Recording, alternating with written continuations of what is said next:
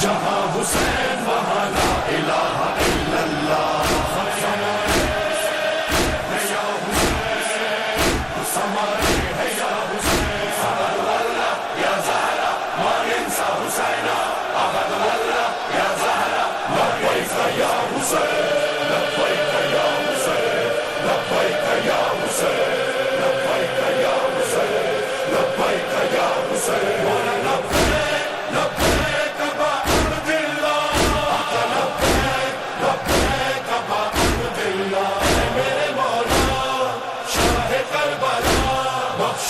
شفا ہے آپ وسیلہ روزے پہ بھلا لو زوال بنا دو قسمت کو جگا دو اے شاہ شہیداں اعجاز دکھا دو مولا اب ہم کو صدا دو مولا اب ہم کو صدا دو مولا ازورونی ازورونی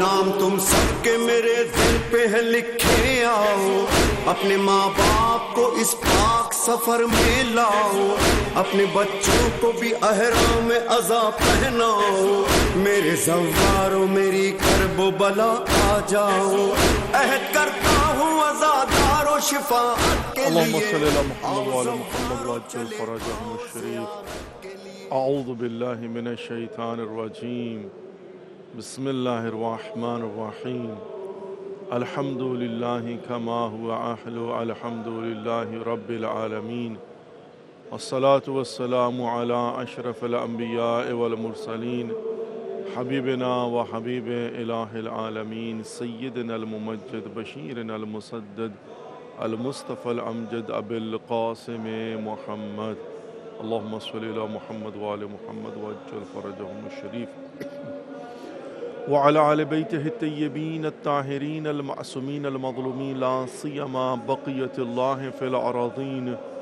امام زماننا هذا حجت ابن الحسن روحی و ارواح العالمین آل تراب مقدمہ الفداء وجعلنا من خیر اعوانہ وانصارہ رب اشرح لی صدری ویسر لی امری واحلل عقدۃ من لسانی یفقہوا قولی Assalamu alaikum wa rahmatullahi wa barakatuh. Dear viewers, welcome to the holy shrine of Imam Hussain alayhi salatu wasalam. Welcome to the holy city of Karbala. And welcome to another episode, a very special and unique series of programs, Salam Ya Hussain alayhi salatu wasalam. Today is 28th of Shawwal and we are in your service from the holy shrine of Imam Hussain alayhi salatu wasalam. And as still we are commemorating the Shahada of our beloved Imam, Imam Ja'far as-Sadiq alayhi salatu wasalam. Let's begin today's program with Salamati Imam Zamana Ajjalallahu Farajahum al-Sharif. Allahumma salli ala Muhammad wa ali Muhammad wa ajjal farajahum al-Sharif. Bismillahir Rahmanir Rahim. Allahumma kulli waliyyika al-Hujjat ibn al-Hasan صلواتك عليه وعلى آبائه في هذه الساعة وفي كل ساعة وليا وحافظا وقائدا وناصرا ودليلا وعينا حتى تسكنه أرضك توءا وتمتعه فيها طويلا برحمتك يا أرحم الراحمين آمين يا رب العالمين آمين يا رب العالمين. May Allah accept our efforts and give to all of us the best reward with the right of Imam Hussain alayhi salatu wasalam. Let's recite a short ziyarah of Imam Hussain alayhi salatu wasalam on behalf of ourselves, our families, our friends, our neighbors, kul mu'minin wal mu'minat, kul marhumin wal marhumat, qurbatan ilallah. Allahumma salli ala Muhammad wa ala Muhammad wa ajjal farajahum al-sharif. Assalamu alayka ya Aba Abdullah. Assalamu alayka ya ibn Rasulillah. Assalamu alayka ya ibn Amir al-Mu'minin wa ibn Sayyid al-Wasiyyin.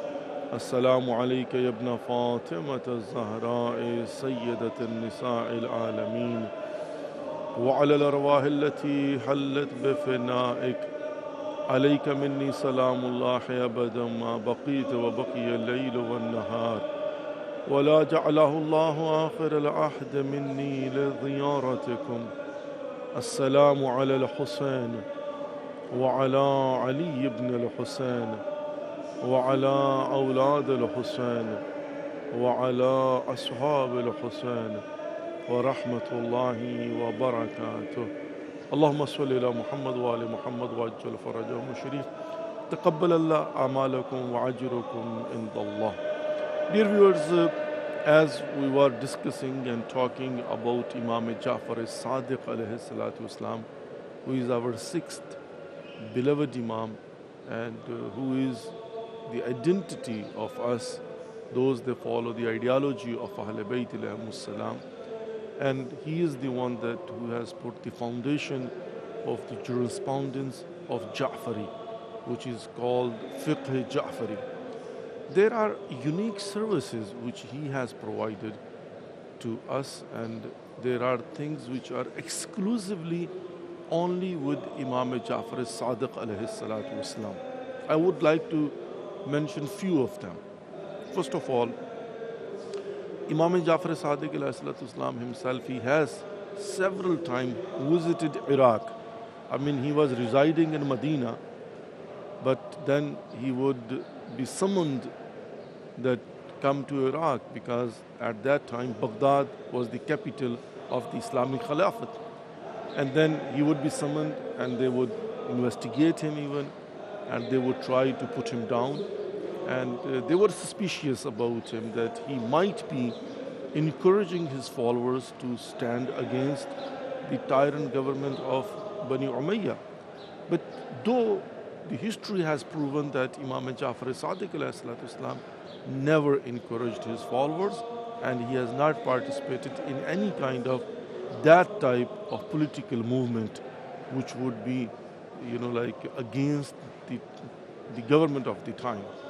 But at the end of the day, the government's mentality is always different. Rulers' mentality is always different, and those they will get the power, they would be always scared from anything that could happen and could be, instigating people against them.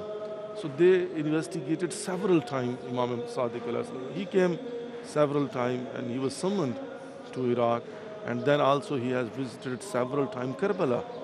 And even here is the Bagh Imam Sadiq alayhi salatu wasalam, garden of Imam Sadiq alayhi salatu wasalam.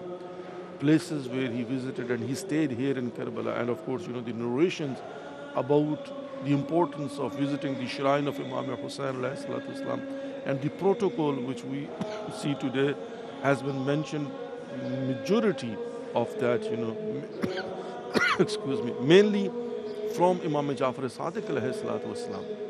Alhamdulillah Rabbil Alam. His expertise and his students that he's trained, like Husham ibn Salim, or Zarare ibn Ayun, or Abu Basir, and we see that in the history there were so many debates which were, some of them Imam Sadiq alayhi salatu wasalam engaged himself with the different scholars of different school of thought. And there were also debates where he would ask, first you have to debate with my students, and then if they won't be able to answer you, you can come to me. So it's very unique thing that the debates there has happened, and even with the head of those that they invaded a new ideology. And now of course there were people, they will follow their school of thought, and sometimes they would come to clarifying things with Imam Sadiq alayhi salatu wasalam and Imam Jafar Sadiq alayhi salatu wasalam, happily would sit with them and debate with them. One thing which I want to emphasize and is very unique, and it's also kind of reminds us the situation under what kind of circumstances Aima alayhi salatu wasalam, they have carry on their duties and responsibilities, and what is a bitter truth of the histories. Amir al-Mu'minin Ali ibn Abi Talib alayhi salatu wasalam is a successor of Prophet Muhammad, peace be upon him. And we believe that he is Khalifatuhu bila fasl, that at Ghadir, Prophet Muhammad, peace be upon him, announced about his successorship by saying, Man kuntum mawlahu fahadha Ali and mawlahu. And he even raised his hand in front of 100,000 plus people. And he declared that he is going to be my successor. But of course, whatever has happened, at the end of the day, we see that Amir al-Mu'minin Ali ibn Abi Talib would be sitting quietly at his home, doing not open activities, especially political activities. Then there was first Khilafah, and then the second Khilafah, and then the third Khilafah. And at the time of third Khilafah, there was another opportunity given to Amir al-Mu'minin Ali ibn Abi Talib by Shura, that if you accept our conditions, you can be the next Khalifatul Muslimin. But Amir al-Mu'minin Ali ibn Abi Talib categorically refused that. I mean, there were conditions which was not acceptable for Amir al-Mu'minin Ali ibn Abi Talib. I don't want to go into the details. And then we see at the time when the third Khilafat finished, now there was not any choice but Amir al-Mu'minin Ali ibn Abi Talib would have to accept it. The situation and the circumstances, it was a very sensitive situation, and of course you could say that the Islamic ideology would be in danger. So Amir al-Mu'minin Ali ibn Abi Talib had almost no choice, so he had to accept it, and he accepted. Now once he became Khalifa, now he was the fourth Khalifa of Khulafa Rashideen and Khalifatul Muslimin. But we believe that he is first Imam after Prophet Muhammad, peace be upon him. The system of the Imamat started and he became the first Imam. Now he is first successor and Imam and Khalifatuhu bila fasl. But in sequence, when you see, according to majority of Muslims, because they went towards Saqifa, and now he is fourth Khalifa. Even when he was the fourth Khalifa, he had so many obstacles and hurdles. There was Jang-e Jamal, there was Jang-e Safin, there was Jang-e Nahrawan. The war of Jamal, it was very sensitive war, but Amir al-Mu'minin Ali ibn Abi Talib had no choice but to engage with it. And then even Safin, he had no choice but to engage with it. And then Nahrawan, he didn't want to fight, but he had to fight in order to, clean up operation, and he did it with Khawarij in Nahrawan. Now, after that, continuously, Amir al-Mu'minin Ali ibn Abi Talib was under attack in a sense of that character assassination. False stories were spread about Amir al-Mu'minin Ali ibn Abi Talib, and these Khawarij, they were killed in Nahrawan. Now, few of them, they were left, 10 of them, and now they are, of course, seeking revenge, and they wanted to take revenge, and they wanted to attack Amir al-Mu'minin Ali ibn Abi Talib, and they were the worst kind of enemy of Amir al-Mu'minin Ali ibn Abi Talib. So we see that in history they had created so many hurdles and problems, and once they were finished almost, but even 10 of them left over, there was a danger from them that they could harm Amir al-Mu'minin Ali ibn Abi Talib. And finally, Abdurrahman ibn Muljam Muradi, he was one of them. He became Khawarij. And now Amir al-Mu'minin Ali ibn Abi Talib were attacked by Abdurrahman ibn Muljam 19th of Ramadan in Masjid Kufa while he was praying and while he was performing his namaz. And then, of course, 21st of Ramadan al-Mubarak, he was martyred. we see that the situation was and the circumstances were so dangerous that even Amir al-Mu'minin Ali ibn Abi Talib alayhi salatu wasalam himself, and then of course Imam Hassan Mujtaba alayhi salam and Imam Hussain Sayyid al-Shuhada alayhi salam, they had a fear that if we bury Amir al-Mu'minin Ali ibn Abi Talib alayhi salam openly and tells everybody that where is he buried and here is a grave of Amir al-Mu'minin Ali ibn Abi Talib alayhi salam, they could come and insult the grave. They could open the grave and they could do anything they wanted to. There was a fear. So that's why Amir al-Mu'minin Ali ibn Abi Talib alayhi salam, he had an advice that you have to secretly give me shower, and you have to put kafan at home and then make few boxes and send into different directions in order to confuse people, and then original box take to certain place which is now Najaf. It was between Najaf and Hira, and bury over there in a specific place which was designated by Amir al-Mu'minin Ali ibn Abi Talib alayhi salam, and he pointed it out and he said already you will see that the grave will be there, and then don't let anyone know where is the original grave of Amir al-Mu'minin Ali ibn Abi Talib alayhi salam. And finally, of course, that's what was happened. Imam Hassan Mujtaba and Hussain Sayyid al-Shuhada and very few companions, just finger trip, they conducted that operation, and they of course has done the job. And then till the time of Imam Ja'far as-Sadiq alayhi salatu wasalam, it was unknown where is the grave of Amir al-Mu'minin Ali ibn Abi Talib alayhi salam. Just imagine. Just think about it. Just imagine that even Imam Hassan Mujtaba wa Hussain Sayyid al-Shuhada, according to the will of Amir al-Mu'minin Ali ibn Abi Talib alayhi salatu wasalam, they didn't disclose the location of the grave of Amir al-Mu'minin Ali ibn Abi Talib alayhi salam. And this is also unique services of Imam Ja'far as-Sadiq alayhi salatu wasalam, that he was the one that first time ever he pointed out and he said, here is the grave of Amir al-Mu'minin Ali ibn Abi Talib alayhi salatu wasalam. And then of course people they came to know, and now alhamdulillah rabbil alamin, millions of people they would go to visit the shrine of Imam Ali ibn Abi Talib alayhi salatu wasalam in Najaf al-Sharif. Otherwise it would remain unknown, because it was kind of a secret. And of course, at that time, what kind of situation? Just imagine Khalifatul Muslimin. Though we believe that he is the Khalifatul Bila Fasl, but even the fourth Khalifa. But imagine, the situation that his grave was unknown for a certain amount of time. And then our sixth Imam, Imam Ja'far as-Sadiq alayhi salatu wasalam, he pointed out and he mentioned and he has given the address exactly and the location of the grave of Amir al-Mu'minin Ali ibn Abi Talib alayhi salam.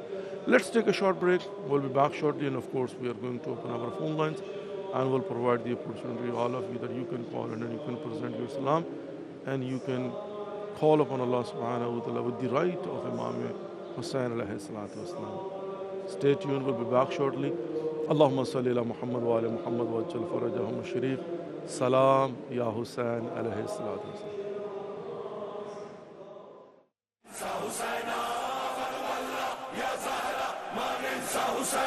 هلا هلا يا ولينا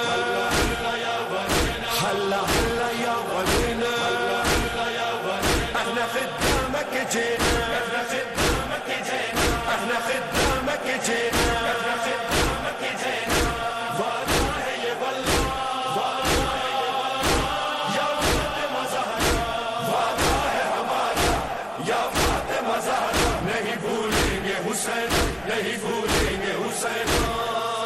قسم اللہ کی وہ جس نے ہمیں خلق کیا اور ہمیں کرب و بلا کے لیے مخصوص کیا. ہم وہی لوگ ہیں واللہ دعائے زہرا. اس نے ہر دن جو کہا ناصرنی انصرنا ہم نے لبیک کہا. اس نے ہم کو نہ بلایا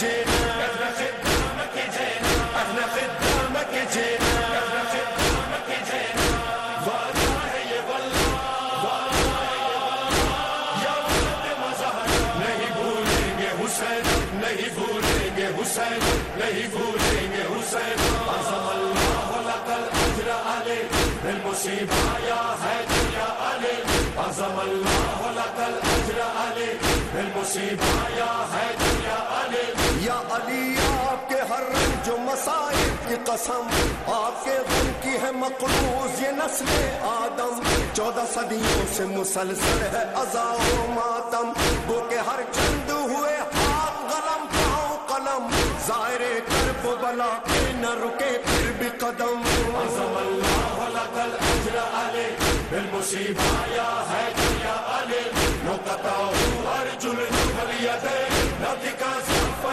سیدی یا حسین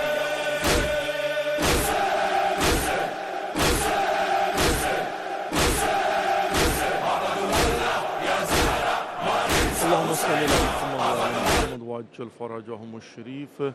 Dear viewers, welcome back to the holy shrine of Imam Hussain alayhi salatu wasalam. Welcome back to the holy city of Karbala, and welcome back to the remaining program of Salam Ya Hussain alayhi salatu wasalam. Today is 28th of Shawwal, and today is our 4th program, and tomorrow is going to be our 5th program from the holy shrine of our Fadl al-Abbas alayhi salatu wasalam.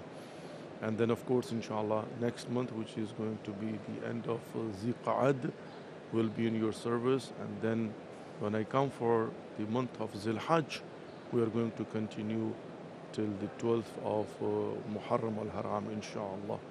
May Allah give us tawfiq that we'll be able to find out what are our duties and responsibilities, and we'll be able to perform our duties and responsibilities according to the guidelines given to us by Prophet Muhammad, peace be upon him, and Aimma alayhi salatu wasalam. Ameen ya Rabbal Alameen, Ameen ya Rabbal Alameen. جن افراد نے التماس سے دعا کہا ہے، پروردگار ان کی دعاؤں کو مستجاب فرمائے، ان کی مشکلات کو آسان فرمائے، اور ہم سب کی توفیقات خیر میں اضافہ فرمائے، اور ہم سب کو معرفت کے ساتھ بار بار زیارات مقامات مقدسہ سے مشرف فرمائے. آمین یا رب العالمین. تازہ گزشتگان جن کا ابھی انتقال ہوا ہے، پروردگار ان کی مغفرت فرمائے، ان کے درجات کو بلند فرمائے، ان کی منازل آخرت کو آسان فرمائے، اور ان کو جوار ائمہ علیہ الصلوۃ والسلام میں جگہ نصیب فرمائے.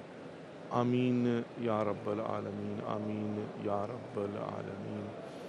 امام جعفر صادق علیہ الصلوۃ والسلام کی جو خدمات ہیں، ان کی جو تعلیمات ہیں، اور انہوں نے جو ہٹ کر کام کیا ہے، بالخصوص جو دانشگاہ جعفری کی بنیاد رکھی ہے، اور جو فقہ امام جعفر صادق علیہ السلام جس کی وجہ سے ہم جعفری ہیں، یعنی جب ہمیں کہا جائے تو ہم شیعیان حیدر قرار ہیں، اس لیے شیعیان علی ابن ابی طالب علیہ السلام ہیں، لیکن مکتب اہل بیت علیہ السلام کے ماننے والے ہیں، جس کا مطلب ہے کہ ہم فقہ امام جعفر صادق علیہ السلام کے ماننے والے. اور ظاہر ہے جہاں پر کہیں پر جا کر جو ہے وہ فائنڈ آؤٹ کرنا ہوتا ہے کہ prophet Muhammad peace be upon ہم جو ہے وہ ان کی تعلیمات کیا ہیں، نماز کیسے پڑھنی ہے، روزہ کیسے رکھنا ہے، حج کیسے کرنا ہے، زکوٰۃ کیسے دینی ہے، خمس کیسے دینا ہے، جتنے بھی مسائل ہیں ان سب کے اندر جہاد کیسے کرنا ہے، اس کی شرائط کیا ہیں. تو وہاں پر جا کر ہم امام جعفر صادق علیہ السلام کو فالو کرتے ہیں. جیسے مثال کے طور پہ میں ایک چھوٹی سی مثال دیتا ہوں خمس کے متعلق. فَإِنَّمَا غَنِمْتُمْ فَإِنَّ لِلَّهِ خُمُسُهُ وَلِرَسُولِهِ.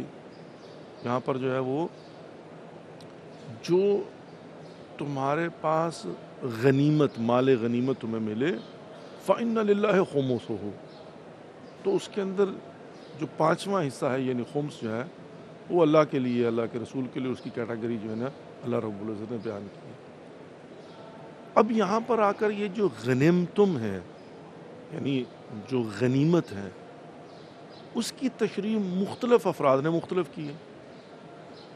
مثال ہے نا کہ یہاں پر غنیمت سے مراد کیا ہے. بعض نے کہا کہ فقط وار بوٹی، یعنی جب اصول ہیں کہ جب آپ جنگ کرتے ہیں تو جنگ کے دوران جو مال مسلمانوں کو دشمن سے ملتا ہے، مطلب تلوار ہے یا آپ نے ان کے علاقے پر قبضہ کر لیا تو باغات ہیں، گھر ہیں، حتیٰ خواتین وہ کنیزیں بن جاتی ہیں اور مرد جو ہیں وہ غلام بن جاتے ہیں، وہ بھی مال غنیمت ہوتا ہے. مطلب اس زمانے کے اندر جو مال غنیمت میں کنیزیں بھی آتی تھیں، مرد بھی آتے تھے. بالخصوص جب ایران کی فتوحات ہوئی ہیں تو ایرانی خواتین کو کنیزیں بنا کر لے کر آئے ہیں مسلمان، جو ہے نا مردوں کو غلام بنا کر لے کر آئے ہیں. تو وہ مال غنیمت تھا، وہ مال تھا. اسی کے اندر جو ہے نا اگر مویشی مل گئے ہیں، آپ کو تلوار مل گئی ہے، زرہ مل گئی ہے کسی کی، یا جو بھی سامان ملا ہے، یا فار ایگزامپل وہاں پر جو ہے وہ جو کچھ بھی میدان جنگ میں آپ نے حاصل کی ہے یا فتح پالنے کے بعد جو کچھ ان کے پاس تھا ان سے آپ نے دے، اس کو کہتے ہیں مال غنیمت. وہ مال غنیمت جو ہے وہ آ جاتا تھا بیت المال کے اندر، وہاں سے پھر تقسیم ہوتا تھا کہ جس نے جتنی زیادہ کارکردگی دکھائی اس کے حساب سے اس کو مال غنیمت ملے گا. اچھا، اب اس غنیمتوں کی تعریف اور تشریح میں بعض نے کہا کہ نہیں، فقط وہ جو ہے نا مال غنیمت سے مراد وہ ہے، یا فار ایگزامپل اس کے اندر اضافہ کر دی جو کہ ہے ابھی اوریجنلی. میں ابھی امام جعفر صادق علیہ السلام کے مطلب بیان کروں گا. یا وہ مال جو بغیر زحمت کے ہاتھ لگا ہو، جیسے خزانہ ہے یا سمندر کے اندر سے موتی نکلتا ہے، اس کو بھی مال غنیمت جو ہے کہا جاتا ہے. تو کہا کہ اس پر آپ نے خمس دینا ہے، یعنی خمس جو ہے زکوٰۃ کا نصاب الگ ہے، اس کی کوئی بحث نہیں. اب ہم لوگ جو ہیں وہ امام جعفر صادق علیہ السلام کے ماننے والے، ہم امام جعفر صادق علیہ السلام پوچھتے ہیں کہ خمس کیا ہے اور یہاں پر مال غنیمت کیا ہے. تو امام جعفر صادق علیہ السلام فقہ جعفری کے مطابق ہر وہ مال، مثال کے طور پر آپ نے جو بھی کمایا ہے، جو بھی آپ کے ہاتھ میں آیا، وہ خزانہ اپنی جگہ پر ہے، وہ سمندر سے نکلنے والے موتی اپنی جگہ پر ہیں، بغیر زحمت کے ہاتھ آنے والی چیزیں اپنی جگہ پر ہیں، مال غنیمت بمعنی جو وار بوٹی ہے وہ اپنی جگہ پر ہے. لیکن جو کچھ آپ نے کمایا ہے اور 1 سال خرچ کرنے کے بعد، یعنی جو آپ نے کمایا پورا سال آپ نے عرف کے کو سامنے رکھتے ہوئے آپ نے خرچ کیا. وہ آپ کی گاڑی کا جناب جو ہے نا وہ لیز جا رہی ہے، آپ کے گھر کے مورگیج جو ہے نا وہ جا رہے ہیں، آپ کی گروسری کا خرچہ ہے، آپ کی ٹریولنگ ہے، اور حتیٰ اس کے اندر آپ جو ہے نا وہ عرف عام کے حساب سے ووکیشن پر چلے جاتے ہیں یا کسی کو گفٹ کر دیتے ہیں یا اپنا لباس خریدتے ہیں، یا جو بھی آپ کی ضروریات زندگی ہے عرف کو سامنے رکھتے ہوئے، یعنی آؤٹ آف عرف نہ ہو جائے نا. لیکن بہرحال نارملی جو بھی ایک انسان کی ضروریات ہوتی ہے، آپ نے $50,000 سال کا کمایا، $1,00,000 آپ نے سال کا کمایا، اب اس میں سے آپ کو جو ہے وہ 1 سال کے اندر $60,000 $80,000 $90,000 جو ہے خرچ کرنا پڑ رہا ہے. آپ کا خرچہ ہے، اور خرچے کے اندر ظاہر ہے گھر کا مورگیج ہے یا کرایہ ہے یا گاڑی ہے، گاڑی کا پیٹرول ہے، اور جتنے ٹریول ایکسپینس ہے وہ واٹس ایور. اور تو آپ عمرہ کرنے چلے جاتے ہیں، زیارت پر آ جاتے ہیں، وہ انکلوڈ ہے، خرچ ہے، وہ بھی آپ نے جو ہے نا وہ کرنا ہی کرنا. یہ قرض لیا وہ اس کی قسط آپ نے ادا کرنی ہے. تو یہ بہرحال اس کے اندر بہت سارے مسائل جو ہے نا ہوتے ہیں کہ جو پھر وہ مورد یعنی فائل ٹو فائل بیسس پر دیکھنا پڑتا ہے. جو کہ بعض چیزیں ایسی ہوتی ہیں وہ آپ جو ہے وہ پالیسیز ایسی ہوتی ہیں کہ ان کو آپ جو ہے نا وہ پے کر رہے ہوتے اور بعد میں ملنا ہوتا، تو پھر یہ دیکھنا پڑے گا کہ مثال کے طور پر اس کی سچویشن کیا ہوتی ہے. وہ ایک الگ ہے، اسٹاک کے اندر آپ نے پیسہ لگا دی، اس کی سچویشن الگ ہے، وہ مورد تو مورد ہے.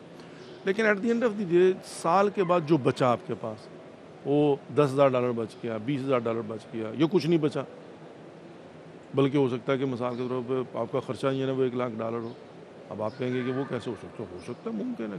جس علاقے میں آپ رہتے ہیں وہاں پر کرایہ جو ہے نا وہ بہت زیادہ ہے، یا وہاں پر گھر جو آپ نے لیا وہ اس کی لیز جو ہے نا وہ. میں کنٹینیو کرتا ہوں. لیٹس جی وعلیکم السلام ورحمۃ اللہ وبرکاتہ. پیر مولا علی مدد. جی میری بہن بسم اللہ.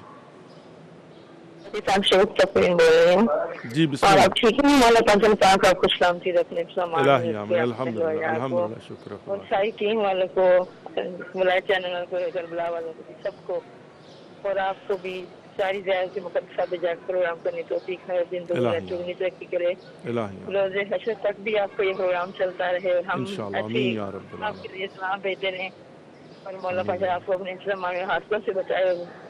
آپ سب کو مولا کا سلام پیش کرنا چاہتے ہیں. جی بسم اللہ میری بہن بسم اللہ. محمد دن بسم اللہ الرحمن الرحیم. السلام علیکم جب عبداللہ، السلام علیکم جب رسول اللہ، السلام علیکم جب امیر المومنین وابن سید الحسین، السلام علیکم جب فاطمہ الزہرا سید النساء علی الحسین وعلی علی بن الحسین وعلی اولاد الحسین وعلی اصحاب الحسین، السلام علیکم ورحمۃ اللہ وبرکاتہ، السلام علیکم ایہ مولا غازی عباس نواز، السلام علیکم ایہ صالح مطیع علی رسول وعلی امیر المومنین والحسن والحسین صلی اللہ علیہ وسلم جب الفضل عباس امیر المومنین، السلام علیکم ابن سید، السلام علیکم باب الحوائج، السلام علیکم بنی حجر صلی اللہ علیہ وسلم، السلام علیکم السلام علیکم، السلام علیکم صاحب سیب زمان، السلام علیکم خلیفۃ الرحمن شیخ القرآن الاجل مولا پنچن پاک کے سچے میں ہیں سب کی دل حاجتیں مراد پوری فرما دیں، اور جو میں نے زیارت پڑھی ہے مولا قبول و منظور فرما لیں، تو فتن ہدیہ کرتی ہوں اپنے والدین کی طرف سے بھی یہ ثواب ان کو بھی پہنچے، جو نہیں یہاں پہنچ سکتے یا نہیں پڑھ کے پہنچا رہے ان کو بھی میں ان سے پہنچانا چاہ رہی ہوں۔ مولا پنجل پاک میرے والدین پر سب مومن مومنین پر اپنی رحمت و مغفرت فرمائے، اور جو بھی مومن جان ہیں اور جو بیمار ہے بیماری پر بیماروں کو شفا ہو، اور جو بھی ضرورت مند ضرورتیں پوری ہوں، سب کی دلی حاجات ہوئی ہوں، دنیاوی اور آخری آسانیاں ہوں، اور روحانی جسمانی دین اسلام پر چلے گئے۔ میں فیس بک پہ یہ ضرور ڈالے پروگرام آپ کا آج کل نہیں آ رہا ہے، اور مولا پنجل پاک سب کو اپنے حفظ و امان میں رکھے، سیاح حیدر قرار کو علماء ذاکرین اہل بیت کو سیارت مقدسہ جہاں جہاں جب بھی ضروری ہیں سب کو، ابھی بھی زینب سلام اللہ علیہ کے روزے پہ آپ کو جانے توفیق اور ہم بھی سلام پیش کریں، ابھی فاطمۃ الزہرا سلام اللہ علیہ پہ بھی ہم مولا کو غصہ پیش کریں، آپ کے ذریعے سے بلائیں، ہم سب کو زیادہ بھی بلائیں، حج پہ بلائیں، اور سب بچے دم وقت ان کے گھر آباد ہوں، اور جو بے گھر ہیں ان کو گھر عطا ہو جائے، ہمیں بھی اپنا گھر عطا ہو جائے، ہمیں بچیوں کے لیے بھی بالخصوص دعا کیجیے کہ مومن گھرانے شیعہ گھرانے اور عزت کرنے والے گھرانے میں بی بی کی امن کرنے والے گھرانے مل جائیں، روز حشر آپ پہ ہم پہ سب پہ پاک بی بی سلام اللہ علیہ راضی ہو جائے، مولا امام زمانہ جلدی تعجیل فرمائے، الہی اور ہمیں آمین ان کے آمین یا لشکر رب میں العالمین، شامل ہونے کی توفیق ہے، جو بھی آمین یا مسلمان رب حالت العالمین، جنگ میں ہیں یا ظلم کا شکار ہے، مولا پنجن پاک کی مدد فرمائے، الہی آمین مولا آمین مولا مولا منتظر شدت سے بلاوے کے لیے اربعین کے لیے بلانے مولا، انشاءاللہ میرے والدین پروردگار جو میرے جو بچے بے چین اور بے قرار ہیں اربعین امام حسین علیہ السلام کی زیارت کے لیے، آمین یا رب العالمین، جزاک اللہ و اللہ یسلمک، پروردگار آپ کی اور ہم سب کی توفیقات خیر میں اضافہ فرمائے انشاءاللہ، آمین یا رب العالمین۔ We have a next caller with us. السلام علیکم ورحمۃ اللہ وبرکاتہ۔ السلام علیکم ورحمۃ اللہ وبرکاتہ۔ آپ کو میری آواز آ رہی ہے جی؟ تھوڑا سا بلند آواز سے بات کیجیے گا۔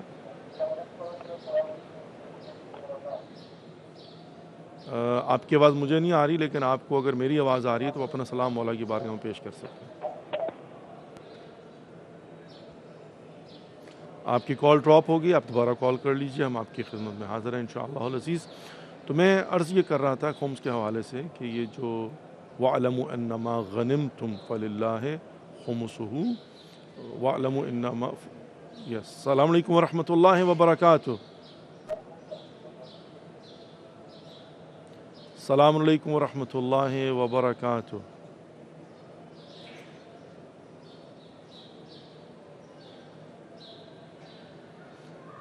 آپ کی آواز بھی مجھے نہیں آ رہی، آپ کو اگر میری آواز آ رہی ہے تو آپ اپنا سلام مولا کی بارگاہ میں پیش کر سکتے ہیں۔ بعض اوقات ایسا بھی ہو جاتا ہے کہ آپ کو جی السلام علیکم جی،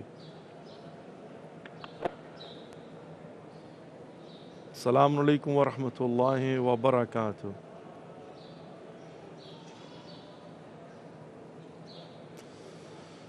مجھے آپ کی آواز نہیں آ رہی میری بہن، آپ یا تو دوبارہ کال کر لیجئے یا پھر یہ ہے کہ آپ اپنا سلام مولا کی بارگاہ میں پیش کر سکتے ہیں انشاءاللہ العزیز۔ جی آپ کی بھی کال، another caller with us. السلام علیکم ورحمۃ اللہ وبرکاتہ۔ جی وعلیکم السلام۔ جی اللہ کا شکر، الحمدللہ رب العالمین، الحمدللہ رب العالمین۔ نام پیش کرنا ہے میں نے؟ جی بسم اللہ، جی بسم اللہ۔ جی بسم اللہ الرحمن الرحیم۔ سلام یا حسین، سلام یا حسین، سلام یا حسین، لبیک یا حسین۔ اللہ پاک ان کے سب بیماروں کو شفائے کاملہ عطا فرمائے، آمین جی بہت بہت شکریہ آپ کا بھی بہت بہت شکریہ، جزاک اللہ، اور اللہ یہ سلمے کہ اس وقت بین الحرمین کا خوبصورت منظر، اور یہ سورج کی کرنیں جو ہیں وہ طلوع ہو چکی ہوئی ہیں، اور اس وقت جو ہے نا وہ آپ دیکھ سکتے ہیں مولا ابوالفضل العباس علیہ السلام اور مولا حسین علیہ السلام کے جو درمیانی فاصلے کو بین الحرمین کہا جاتا ہے۔ جزاک اللہ جی، اور اللہ یہ سلمک، پروردگار آپ کی توفیقات خیر میں اضافہ فرمائے اور دعاؤں کو مستجاب فرمائے، آمین یا رب العالمین۔ تو میں عرض یہ کر رہا تھا کہ یہ جو تفسیر ہے اس کی، وَعْلَمُوا إِنَّمَا غَنِمْتُم مِّن شَيْءٍ فَإِنَّ لِلَّهِ خُمُسُهُ، اب اس کے اندر جو ہے وہ خمس کی تعریف امام جعفر صادق علیہ السلام کے مطابق جو کچھ بھی ہمیں مال ہم کمائی کرتے ہیں، ایک سال کے خرچ کے بعد جو بچتا ہے اس پر آپ کو 20% دینا ہوتا ہے، جس میں سے 10% جو ہے وہ سہم امام ہوتا ہے، 10% سہم سادات۔ اب یہاں پر جو ہم کہتے ہیں کہ ہم فقہ امام جعفر صادق علیہ السلام کے ماننے والے، اس کا مطلب کیا ہوا کہ ہم یہاں پر جو ہے نا وَعْلَمُوا إِنَّمَا غَنِمْتُم کی جو تفسیر ہے وہ اپنی طرف سے نہیں کریں گے کہ یہاں پر مال غنیمت سے مراد کون سا ہے، بلکہ ہم نے کیا کرنا ہے، ہم یہ دیکھیں گے کہ امام جعفر صادق علیہ السلام کا فرمان کیا ہے، انہوں نے اس کی تشریح کیا کی، ان کا حکم کیا ہے، اس کو ہم شریعت مانتے ہیں، اس کو ہم اپنے اوپر لاگو سمجھتے ہیں، اور اسی لیے ہم جو ہے وہ 2.5% زکوٰۃ دیتے ہیں اگر اس کا نصاب ہو، ویلا پر جو مال ہے جو اس کا نصاب ہے، سال کے بعد جو بچ جائے اس پر ہم 20% خمس دیتے ہیں۔ پھر ظاہر ہے یہ بات بھی کہ آج کے زمانے میں جو خمس ہے، چونکہ یہ سوال بھی کیا جاتا ہے کہ ہم کرنسی کے اوپر خمس کیوں نہیں دیتے، اپنا زکوٰۃ کیوں نہیں دیتے، معذرت کے ساتھ خمس ہم دیتے ہیں، زکوٰۃ نہیں دیتے اس کے اوپر، اس لیے کہ کرنسی جو ہے وہ آج کے زمانے میں کاغذ کی ہے،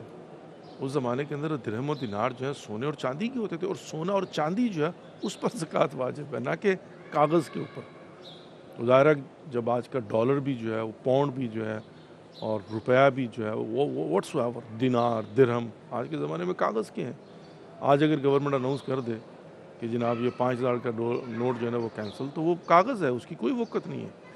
لیکن جس زمانے کے اندر وہ درہم اور دینار جو ہیں وہ چاندی اور سونے کے ہوتے تھے، سونے کی اشرفیاں اور چاندی کے سکے، تو اس زمانے میں گورنمنٹ کہتی تھی کہ آج کے بعد یہ اس میں لین دین نہیں ہوگا، کرنسی جو ہے نا وہ ہم نے کینسل کر دی ہے۔ پھر بھی اس سونے کی اور چاندی کی اپنی ایک ویلیو تھی، تو ظاہر ہے وہ سونے اور چاندی کے معاملے میں فالز انٹو دیٹ کیٹیگری، اس پر جو ہے نا خمس۔ تو خلاصہ کلام کیا ہے کہ ہم لوگ جو ہے نا نماز کیسے پڑھنی ہے، ہاتھ کھول کے پڑھنی ہے، رفع یدین کرنا ہے، قنوت کرنا ہے، ہم نے مطلب جو چیز امام جعفر صادق علیہ السلام سے منقول ہے، اس کو کہتے ہیں فقہ جعفری۔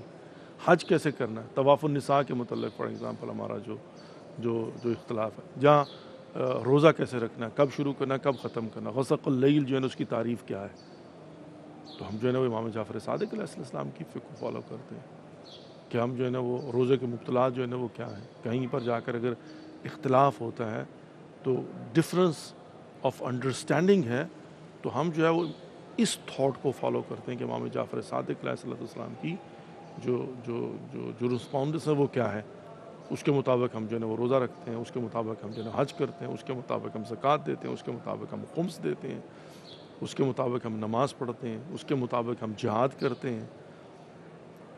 مطلب یہ ساری چیزیں جو ہیں وہ اسی کیٹیگری کے اندر آتی ہیں، اور اسی طریقے سے اور بہت سارے مسائل جو ہے نا وہ غیبت کے مسائل جو ہیں، فار ایگزامپل جھوٹ بولنے کے مسائل جو ہے نا، قسم کھانے کے مسائل جو ہے نا، قضاوت کے مسائل جو ہیں۔ اب قضاوت جو کرنی ہو تو قاضی کا نصاب جو ہے وہ کہاں سے لیں گے، اور وہاں پر آ کر جو ہے نا مثال کے طور پر یہی صرف چور کا ہاتھ کاٹنا ہے، کہاں سے کاٹنا ہے، 4 انگلیاں کاٹنی ہیں، ہاتھ کاٹنا ہے، پوری کی پورے مطلب کوہنی تک کاٹنا ہے یا پورا بازو کاٹنا ہے، کہاں سے لیں گے؟ ہم امام جعفر صادق علیہ السلام کے ماننے والے، جب انہوں نے کہہ دیا کہ یہ 4 انگلیاں کاٹی جائیں گی اور یہ المساجد للہ ہے، تو دیٹس اٹ۔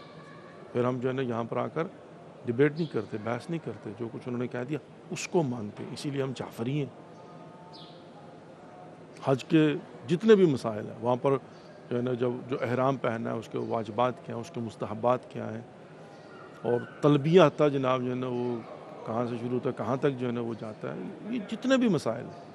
اب چونکہ ظاہر ہے بہت سارے مسائل ایسے ہیں کہ جن کے اندر جا کر ڈفرینس آف انڈرسٹینڈنگ ہے، فقہا کی اپینین ڈفرینٹ ہے، وہ کوئی جو ہے نا وہ سائے کے نیچے چلنے کو اس کی اجازت دیتا ہے، کوئی چھتری لے کر جو ہے نا وہ چل سکتے ہیں، آپ کو اجازت دیتا ہے. امام جعفر صادق علیہ السلام اجازت نہیں دیتے مردوں کے لیے دن کی روشنی میں، وہ جو سائے دار مطلب جو ہے نا وہ چیز اس کے نیچے سے ہوتا ہے اس کی اجازت نہیں ہے.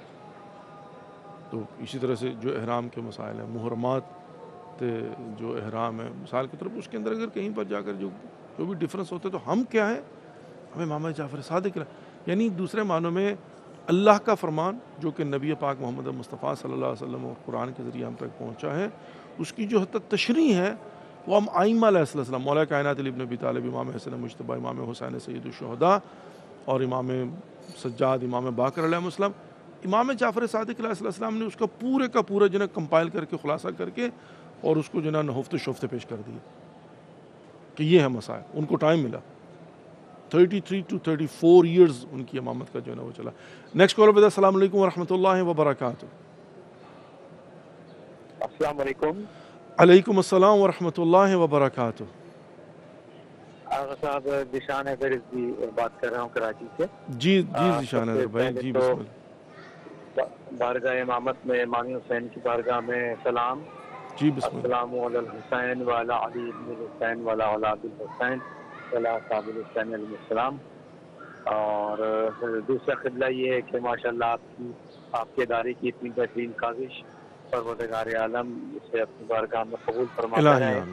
اور دوسرا یہ کہ ہم ایک اہم بات بتانی ہے کہ پاکستان کی بہت ایک مشہور سینئر ترین ذاکرہ اہل بیت ذاکرہ قیصر مسرت صاحبہ، ان کا انتقال ہو گیا ابھی صبح 3 بجے، اور ابھی جو ہے ان کی تشییع جنازہ بعد از نماز ظہرین ہے، تو ان کی مغفرت کے لیے دعا کیجیے گا ذاکرہ قیصر مسرت صاحبہ.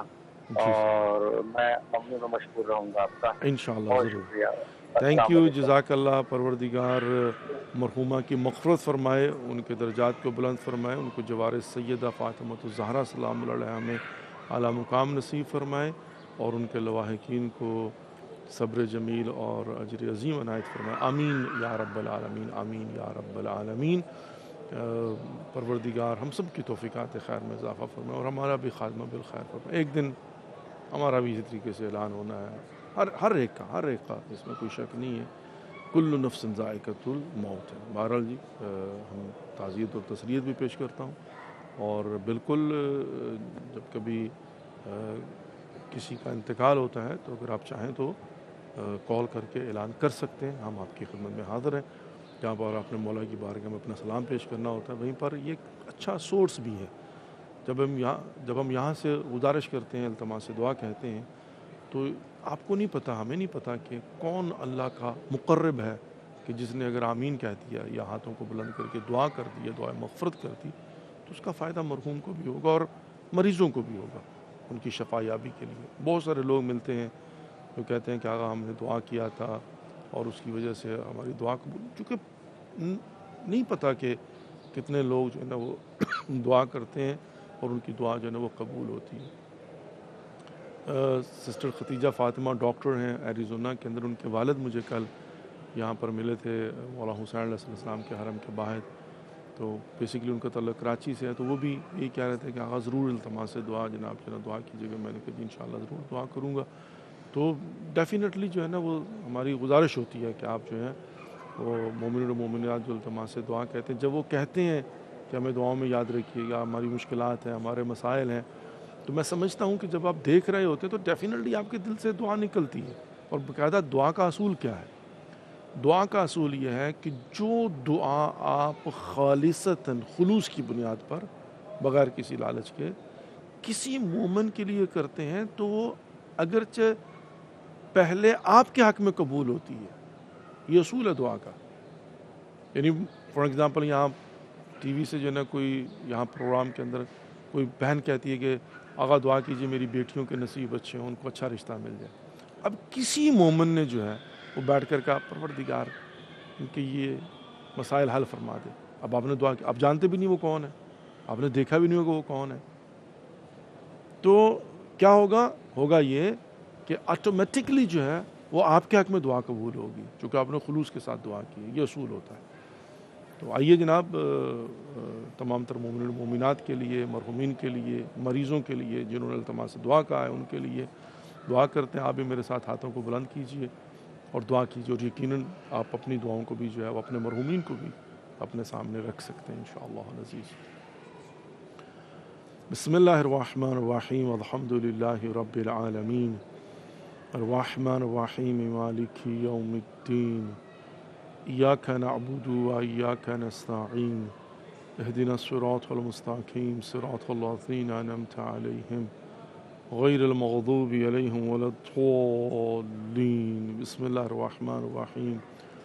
قل هو اللہ احد اللہ الصمد لم یلد ولم یولد ولم یکن له کفوا احد.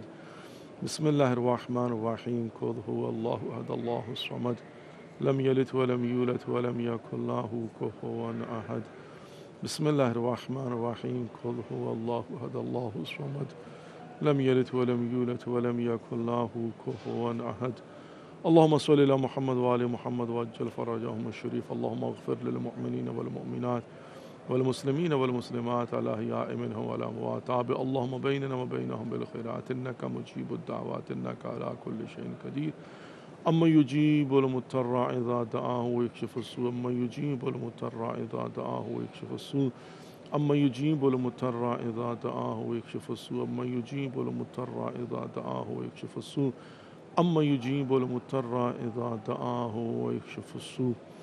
یا پروردگار، یا خالق اکبر، یا خالق کائنات، یا غفور، یا رحیم، یا کریم، یا غفار، یا ستار، یا حکیم، یا اللہ ہماری اس قلیل سی بات کو اپنی بارگاہ میں ہدیۃ مقبول و منظور فرما. پروردگار جو مومن مومنات مسلمین و مسلمات بے اولاد ہیں اولاد صالح عطا فرما. جو بیمار ہیں بیمار کربلا کا صدقہ شفاء کامل و عاجل عنایت فرما. جو پریشان حال ہیں ان کی پریشانیاں دور فرما. جو حج و زیارت کے مشتاق ہیں انہیں بار بار معرفت کے ساتھ حج و زیارت سے مشرف فرما. پروردگار ہم سب کا خاتمہ بالخیر فرمانا. ہمارے مرحومین کی مغفرت فرما. ان کی قبروں پر خصوصی رحم و کرم عطا فرما. ان کی قبروں کو جنت کے باغوں میں سے ایک باغ قرار عطا فرما. پروردگار تو دلوں کے راز بہتر جانتا ہے. جس مومن مومنہ نے ہمارے ذمہ دعائیں لگائی ہیں سب کی جائز شرعی حاجات کو مقبول و منظور فرما. جو مقروض ہیں ان کو قرضوں سے نجات عطا فرما. مسافروں کا سفر بے خطر فرما. جو والدین اپنے بچوں کے سلسلہ میں پریشان ہیں ان کی پریشانیاں دور فرما. پروردگار ہمارے 12ویں امام زمان عجل اللہ فرجہم الشریف کا جل ظہور فرما. ہم سب کو ان کی زیارت سے مشرف فرما. ان کی محق و معرفت نصیب فرما. مقامات مقدسہ کی حفاظت فرما. مراجع عظام کی توفیقات خیر میں اضافہ فرما. علماء حق کا سایہ ہمارے سروں پر قائم اور دائم فرما. پروردگار جو بے گناہ قید ہیں انہیں قیدوں سے رہائی عطا فرما. ہماری نوجوان نسل کو دین اسلام کو سمجھنے کی اور اس پر عمل کرنے کی توفیق نصیب فرما. پروردگار ہمیں اپنے واجبات کو سمجھنے کی اور ان پر عمل کرنے کی توفیق نصیب فرما. ہمیں آپس میں پیار محبت کے ساتھ رہنے کی توفیق نصیب فرما. پروردگار یا خالق اکبر یا خالق کائنات ہمیں ماہ محرم کے لیے بھرپور تیاری کرنے کی توفیق نصیب فرما. پروردگار عزاداری سید الشہداء کے فلسفے کو سمجھنے کی اور اس پر عمل کرنے کی توفیق نصیب فرما. پروردگار اس دنیا کے اندر جہاں جہاں ظلم ہو رہا ہے مظلومین کی مدد فرما. بالخصوص غزہ میں جو ظلم ہو رہا ہے پروردگار ان کی مدد فرما. جو اسٹوڈنٹس ان کے لیے آواز بلند کر ان کی حفاظت فرما. ربنا تقبل منا انك انت السميع العليم برحمتك يا ارحم الراحمين آمين يا رب العالمين. Dear viewers, thank you for watching and participating in today's program. Inshallah, tomorrow we are going to be in service from the holy shrine of Abul Fadl al-Abbas alayhi salatu wassalam. And tomorrow is going to be the 5th and last program of this series of programs. Take care of yourself and don't forget us in your prayers. We'll see you tomorrow. Wassalamu alaikum wa rahmatullahi wa barakatuh. Khuda hafiz.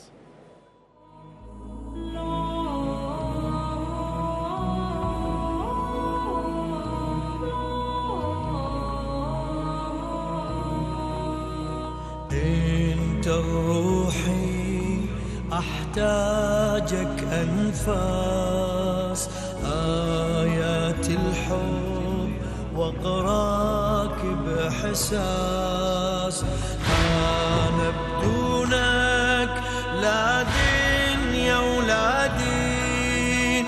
فيك اتذوق طعم الحب يا حسين. انك ارسي نغمة لكل الناس. آيات الحب واقراك بإحساس.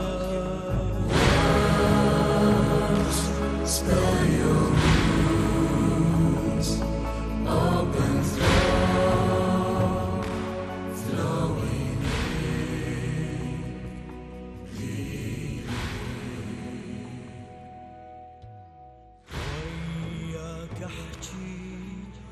نسيت